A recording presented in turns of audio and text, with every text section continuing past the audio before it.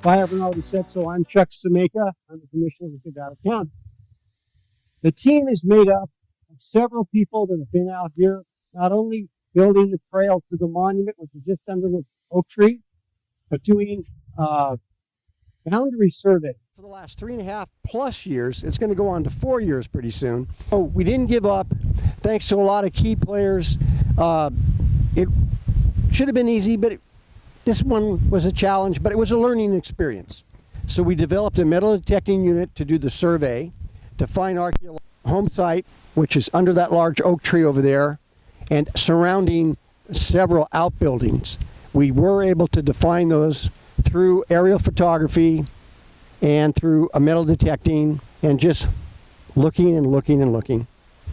Then we had to do a boundary survey that was required by California Fish and Wildlife, and that took several months to put together because we didn't have the money. I went and asked Supervisor Hook if she could ask the county if they would pay for it, but it was far, far too expensive. And then I think it was Commissioner, I don't know whose idea it was. Let me think. Bruce Boyd. Commissioner Bruce Boyd is an architect on our commission, happens to be an architect, and he went to Nevada State Engineering and talked to Andy Casano. So he was one of the very good gentlemen that helped us that day. That's Andy Casano sitting right there with the ball cap on. He managed to direct me and the team where to look for boundaries. I think that's what they're called, boundary marks. I had not a clue, but we were fortunate. We found at least 3 of them, so we were able to establish what they needed to do a legal survey, and then we were rolling, and we were able to designate this after the many years that I just mentioned. Now, to introduce the team itself, was made up of Steve Fry, who's in the crowd somewheres, right there in the orange vest. Steve Fry has been a constant help to us throughout all of our endeavors on the Landmarks Commission. He is, I call him the stonemason extraordinaire. He is our lead point person when we put up a monument or a plaque on a granite boulder or whatever it may be. He's always there giving us advice and assistance and lending his direct hand in doing the work. When you get a chance, look at the binders I brought. It'll show you pictures of everything I just mentioned. It'll show you pictures of us doing the survey, of mounting the plaques, and what it took to do these things. There's also a nice story of Joseph Kneebone and Mary Reed, how they met in little town of Karen. Remind me of the little town. Went up in Cornwall. And yeah, the Trefellin Farm. So, and what we like to say is that Joseph married the farmer's daughter, is what I think the family likes to refer it as. They did have Andrew Kneebone shortly after they were married. He was the oldest son, born sometime in 1860, I believe. So we just talked about Andrew Kneebone's home down the road, and now we're at Joseph, the patriarch's home. In any event, Joseph Kneebone came to California from Cornwall, acquired eventually about 1,600 acres of ranch land near the old town of Spenceville. Together with his sons Andrew and Joseph, you might say Joe Jr., but Joseph, his son, they drove upwards of 20 mule team wagons using the jerk line. We can talk about that more later, but that was a unique way of handling a lot of mules in a line, upwards of 2 or more wagons in tandem. They followed many times the old Hennis Pass Road, and it got as far as the Comstock Strike in Virginia City. The many times they would leave Wheatland on their way, Sacramento as well, through Nevada City and on up. The Kneebone Teamsters were well known in the Nevada County area as some of the finest handlers of a team anywheres. So on June 3rd, 2025, the Board of Supervisors officially designated this the Kneebone Ranch and Cemetery, County Landmark 2506. 0625. Joseph Kneebone Sr. again, was a hardworking individual, and he did have a lot of family tragedy, which you're probably well aware of, that I could go into now. But the reality is that we have about 5 of the family members buried on the hill overlooking the monument here. We'll point that out in a minute, and that part of the story as well.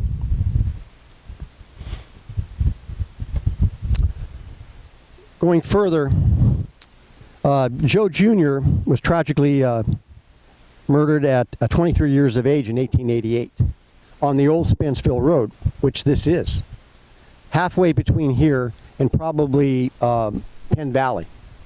Not sure exactly where. And regrettably, his father, almost 20 years later, was also regrettably killed halfway between the residence and the barn site that's right about there. And later, if you have time and you want to walk out to the other monument that's adjacent to the gravesite, you'll see a very fine story written by the Kneebone family on that plaque. What I do want to say now is I want to thank Andy Casano, Chris Ward, Steve Fry, Torben Erickson. Torben there in the red jacket. You already met Steve Fry. These are all members of the team that participated. Pam Sameka, Daniel Sameka, and Bruce Boyd, Jerry Martini, Mike Coaches on camera, and many others that worked out here on the ranch. I want to thank in particular the spearhead of this adventure in many ways is Karen Hill of Atlanta, Georgia. Karen is right there.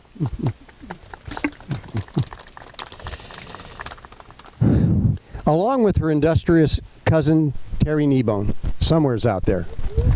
There he is. Of Grand Junction, or thereabouts, Colorado. Tell me the name of the town again. Cedar Edge. Got it. 60 miles south of Grand Junction. Karen was also the applicant on this project with the state, and much of the research that was accomplished was through her efforts and her genealogy research.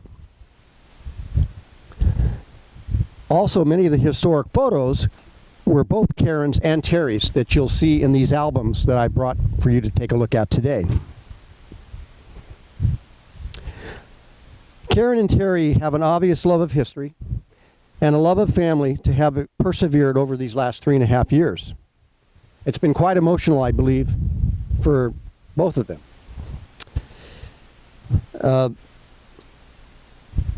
Going on, I want to mention that both Spenceville and the Bridgeport ranches are tied together at the hip. We have the descendant Andrew marrying the hotel owner's daughter at Bridgeport, and that's Victoria Cole. I can't remember the year. Can anybody remember the year? Okay, I guess it's not all that important, but to them it was.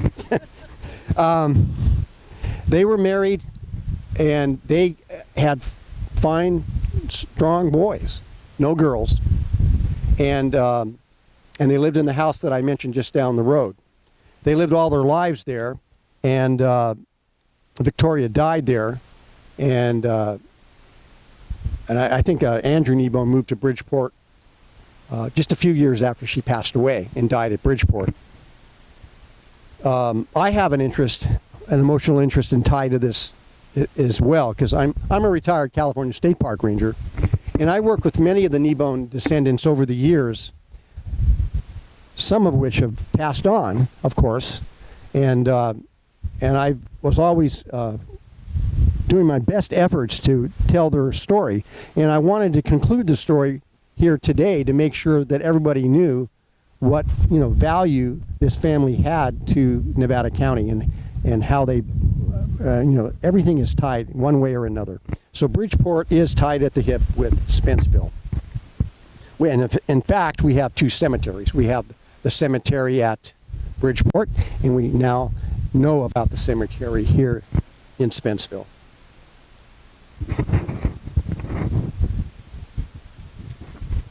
With that,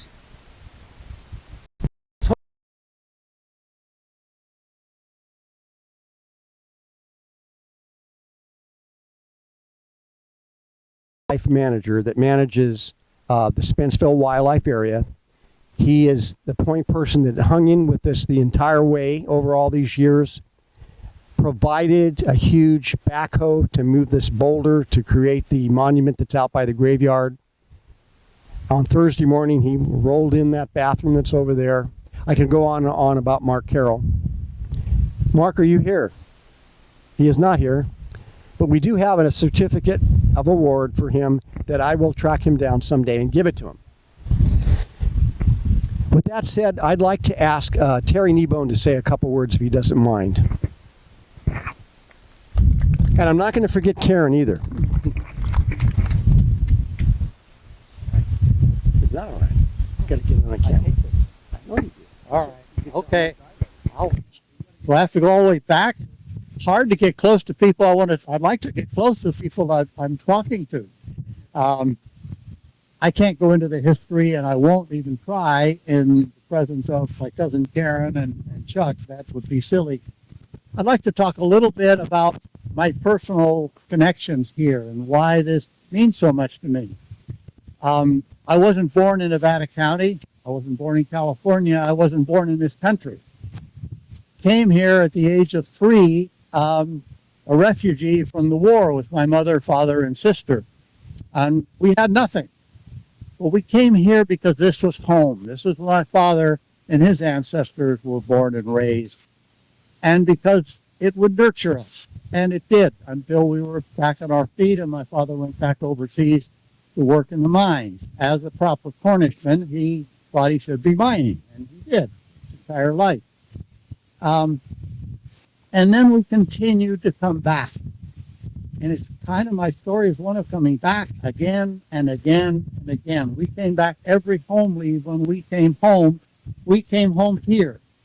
We came home to family. We came home to the land. We came home even here. In the time I was about 7 years old, I remember the first time my father brought me out here. We came out here, and I don't remember if we drove up or walked up or what.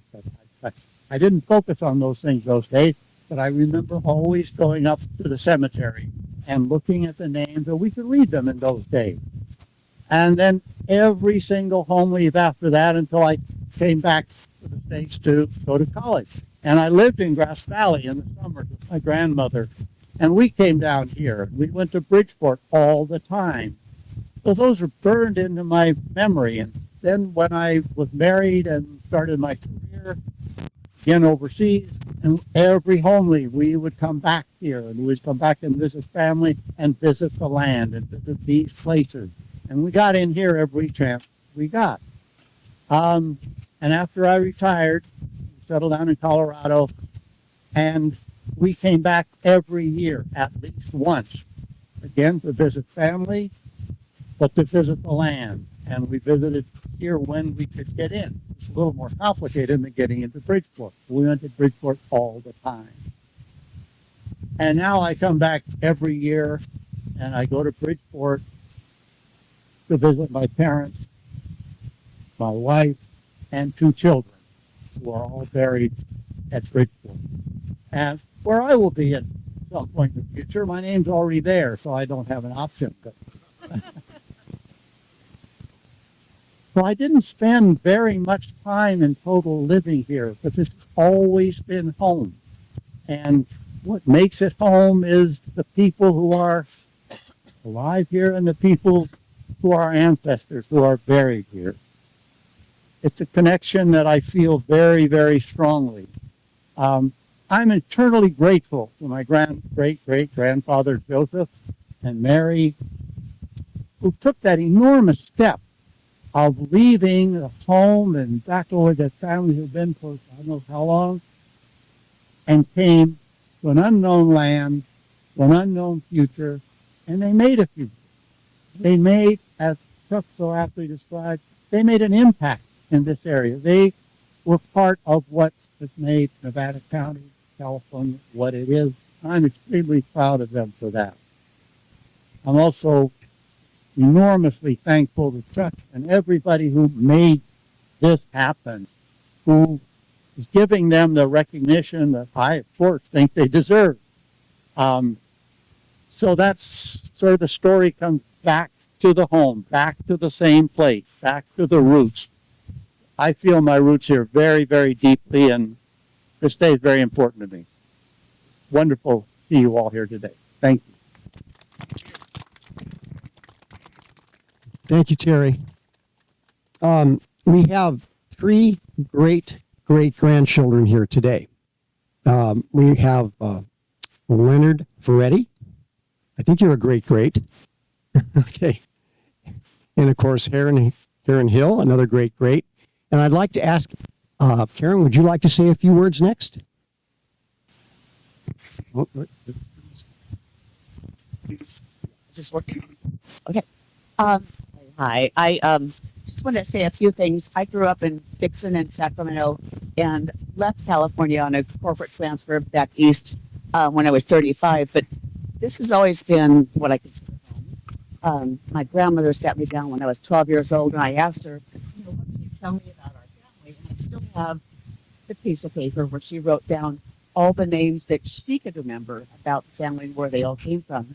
So I've had a deep appreciation and connection to the Kneebone Ranch. We come out here when I was a child, and I'm sort of a family historian. I'm a genealogist.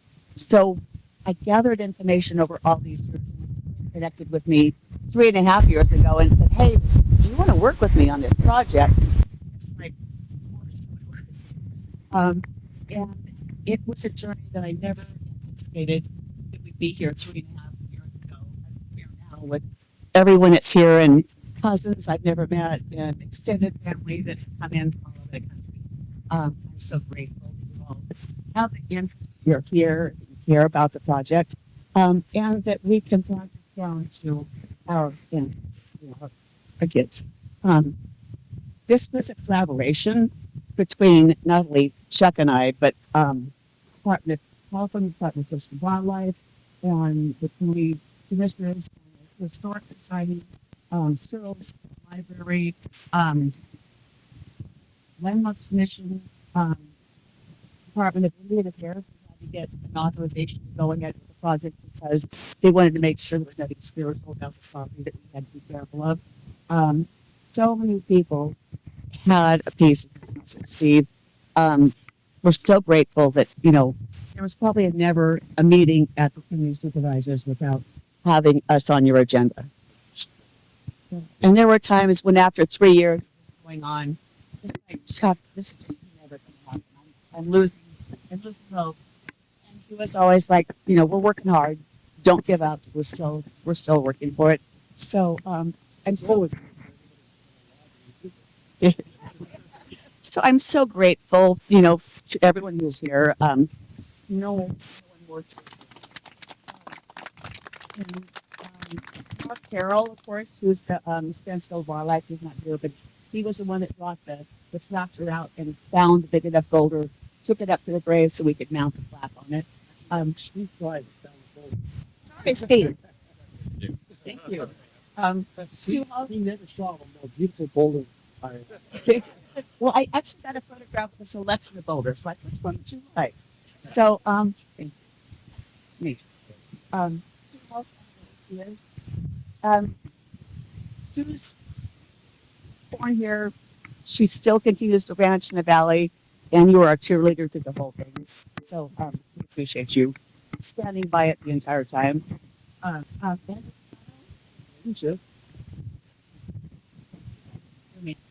Andy did the surveying when we couldn't find a way to fund a professional surveyor to come out, and the whole project was falling apart.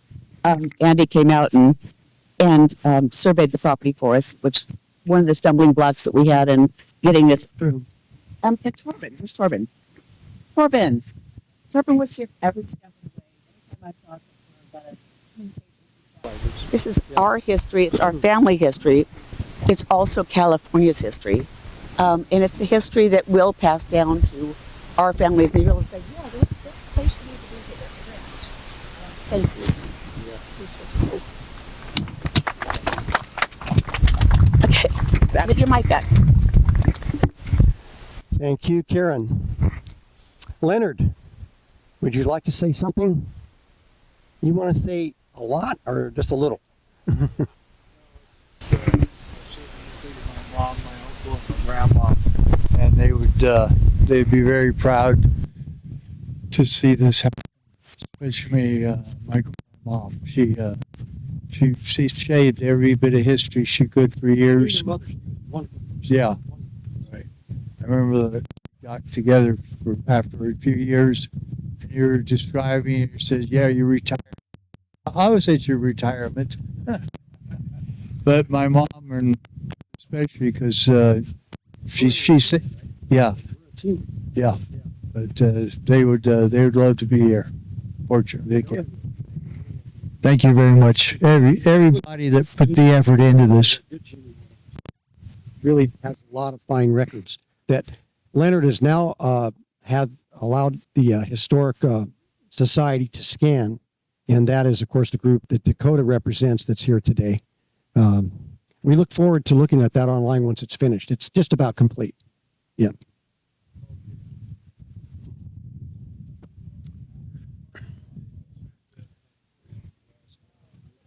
Okay. Is there anybody else that would like to speak? Or do you want to get out of the rain? Okay.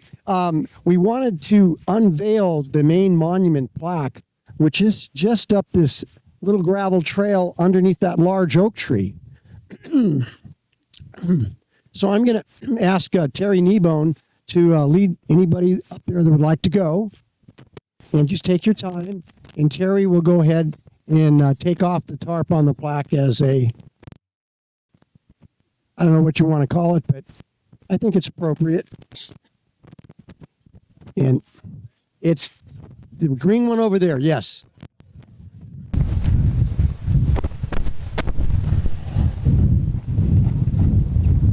Go ahead. You go ahead. What's that? This is nice to have this flower. Yeah.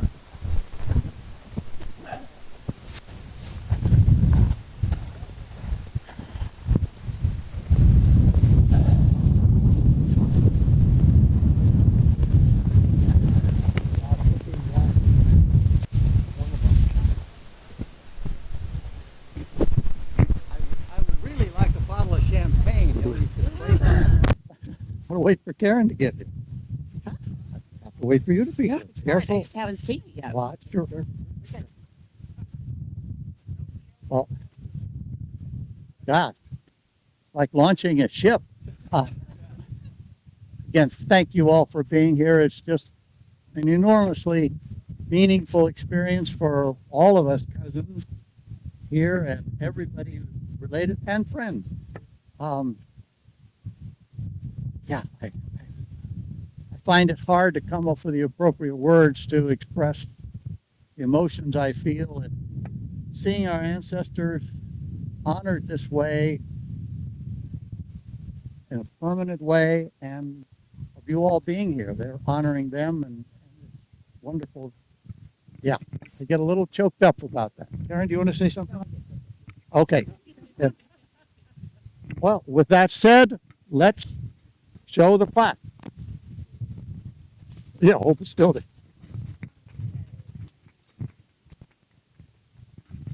I can read that? Kneebone Ranch and Cemetery. Joseph Kneebone came to California from Cornwall, England in 1867, acquired this 1,595-acre ranch in the historic town of Spenceville, and started a very successful teaming business. From the 1860s to 1890s, he and his sons, Andrew and Joseph, drove 20 mule team wagons from Wheatland to Virginia City using the jerk line to lead one lead animal following the old Hennis Path Road. Joseph's wife, Mary Martin Kneebone, arrived in Spenceville in 1871 with 3 of their children, William, Joseph Reed, and Esther. The eldest child, Andrew Reed Kneebone, remained in England to complete his education. Andrew, arrived in Spenceville in 1875. On the hill overlooking the Kneebone Ranch are buried 5 of the original pioneer Kneebone family members. Joseph Kneebone, wife Mary Martin Kneebone, Joseph Reed Kneebone, Richard Kneebone, and Mary Kneebone. And it carries the appropriate certification of where it comes from. It's landmark registered by Nevada County, June 3, 2025, Nevada 25-06, plaque dedicated 2025 by the Nevada County Historical Landmarks Commission in cooperation with Karen Hill on behalf of the Kneebone family. And thank you all.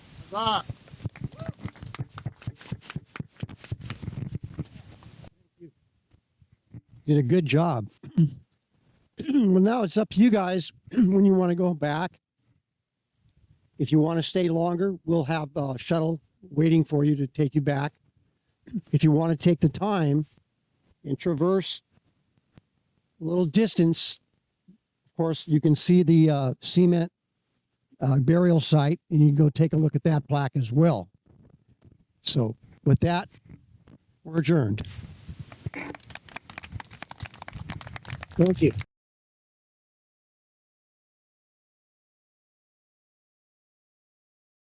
The Kneebone Family Cemetery. Life was hard and often cruel on the frontier. Joseph's namesake son was murdered driving his freight wagon home after delivering goods to the mines in the high country, while his son Richard drowned in the farm's pond at the age of 2. Mary and their new baby died in childbirth, only a few years after that loss. Joseph himself was murdered at the family home some years later.